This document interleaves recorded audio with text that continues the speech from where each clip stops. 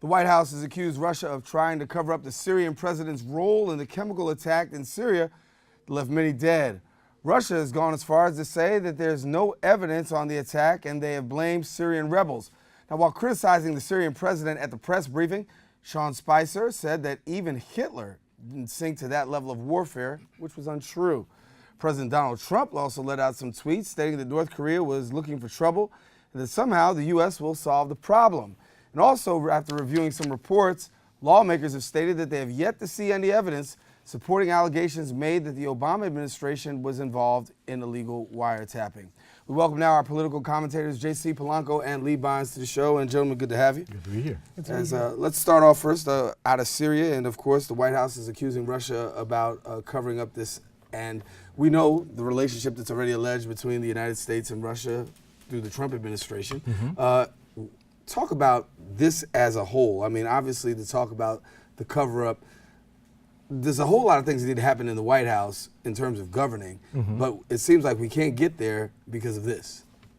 Is it on me first? It's on you first. Because here's the deal. With regards to this whole situation, we've got fingers pointing in both directions. The Russians are saying that they're being framed, and the White House is saying that the Russians are covering this incident up.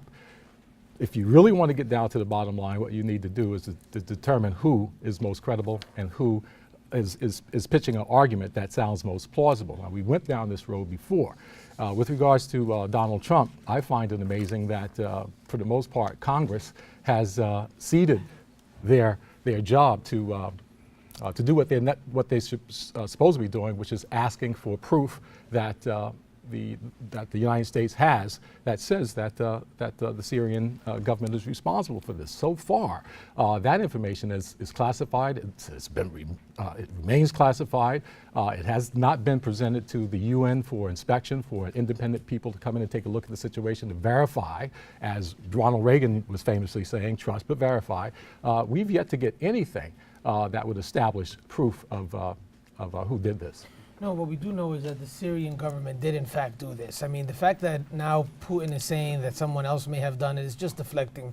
We've seen deflecting in politics before. The good thing is this. President Trump took action. He saw all those people killed because of Assad's chemical weapons, and he sent over 50 Tomahawk missiles into Syrian Air Force bases. Now that's a big deal considering that President Obama did absolutely nothing about the 1,400 people that were killed under Assad's regime just a couple of years ago. And every single time Assad used chemical weapons against his own people, President Obama did nothing except go to Congress and try to get help. Now he knows, he's a constitutional lawyer. He knew then that the president has the War Powers Act on his side to take immediate action on issues like this. President Trump did. Now I think that we are looking at a very delicate situation if President Trump has already put Putin on notice.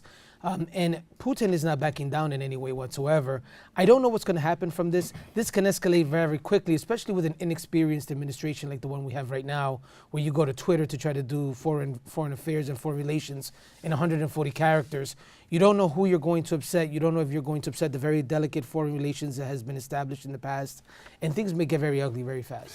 Let's go to that for a minute, because you have the president right now, and as you have the president, he said, quote, on Twitter, that the U.S. will, quote, solve the North Korea problem alone if China refuses to help. Now, when you talk about foreign policy, obviously, this isn't something that requires a tweet. We've never seen a world leader use a tweet to talk about something as serious as this. Right, These are nuclear powers. This is stupid. Well, here's with regards to North Korea. We have a battle group, the Carl Vinson, steaming full steam ahead towards the Korean Peninsula. That is a threat, all right? It's an imminent threat as far as the North Koreans are concerned.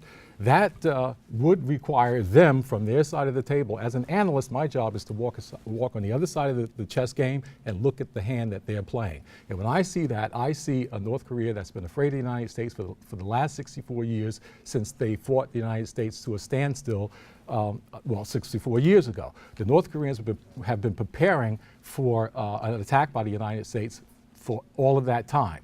And if you're going to negotiate with someone you need to sit down and talk to them, because right now the United States is negotiating from what's called gunboat diplomacy, and that's essentially if you don't listen to what we say, we're going to attack. Let's talk about social media negotiation, because when we talk about social media negotiation, here you have the president again saying, quote, "I explained to the president of China that a trade deal with the U.S. would be far better for them if they solve the North Korean problem," quote.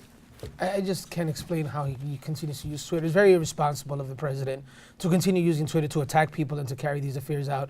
We're talking about the president of China, a nuclear power, and we're putting them on notice as to how we can get better trade deals if they work on North Korea. How silly is this? You know, for a man who campaigned on not telling people what he's going to do next, to go on Twitter and basically try to negotiate a better trade deal for China in exchange for helping him with North Korea, I think is absurd. I don't know what's happening here, but it's very frustrating as a Republican to continue seeing the president using Twitter for these purposes. Twitter should be left for congratulating people and announcing days of celebration. Happy 4th of July, Americans, signed Donald Trump, and disappear. There's no need to use Twitter anymore. Those days are over. The campaign stopped a long time ago. And he's just going to put himself in a very tough position because he puts his staff in a position where they have to continuously defend him. And he puts us as a country in a position of peril when he attacks or tries to threaten presidents of nuclear powers. I think this is just absurd. You know, a quick response to that, as far as the Twitter things go, I think, believe it or not, the president might be better off sticking on Twitter, because General Mathis and Secretary of Defense Mathis and General Volti yesterday had to come out and explain what the Syrian policy was. They pretty much indicated that this was a one-off type of situation. There will be no follow-up responses unless there's other issues with, that comes forth that chemical weapons are involved in. And to let Donald Trump loose without handlers, I think that's the reason why other people are coming to the fore to speak for him, because every time he goes out on his own, we find ourselves in even more trouble than I got a couple minutes left. I just got to get in here right quick and talk about the Supreme Court justice now being confirmed. Obviously, a lot of controversy going around. You had the President Obama under his administration. You had one person didn't get an up or down vote, and now to get to Neil Gorsuch, who's pretty much run in, a lot of questions about due process. Okay. Well, you know what? The reality is this. In the first term of President Obama, he saw 2 Supreme Court justice appointments, Kagan and Sotomayor. This is President Trump's first term appointments. And the Democrats acted like complete children when it came to giving Gorsuch an opportunity for a hearing and voting for him. Now, look, I was in favor of having Garland get his hearing. I think the Republicans should have given him a hearing. I think many Republicans agree with me on this one. It was President Obama's nomination to make, but the way the rules are designed, they decided not to give him a hearing. That was in their prerogative, and the Constitution is clear on that. And that's unfortunate for President Obama, who wanted to make yet a 3rd appointment to the Supreme Court. Didn't work out that way, and I know the Democrats are really upset about that. But see, Gorsuch had to be taken, I think, under the same consideration that the first 2 appointments that President Obama made in his first administration. And quite frankly, if the Democrats wanted to get even Steven for Garland, they should wait for a presidential year when there's a vacancy. I couldn't agree more. Oh, God, I'm betting on the lotto tonight. Absolutely. I couldn't agree more. I think the Democrats overplayed their hand. I think they fought for the nuclear option to brought that into effect when they were just going to get back to the status quo. Let's face it, Judge Gorsuch. Not Gorsuch.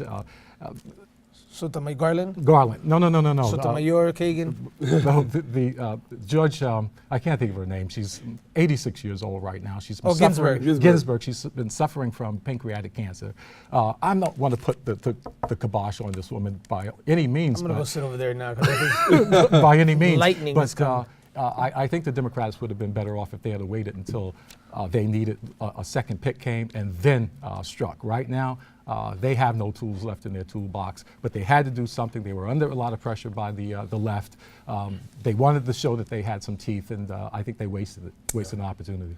Well, we'll continue to follow this and much more as we bring you back next week. And guys, thank you for sharing with us here today. Of course, you can catch JC and Lee every week just about here on Open, and good to have you. Good to be back. Good to see you. All right.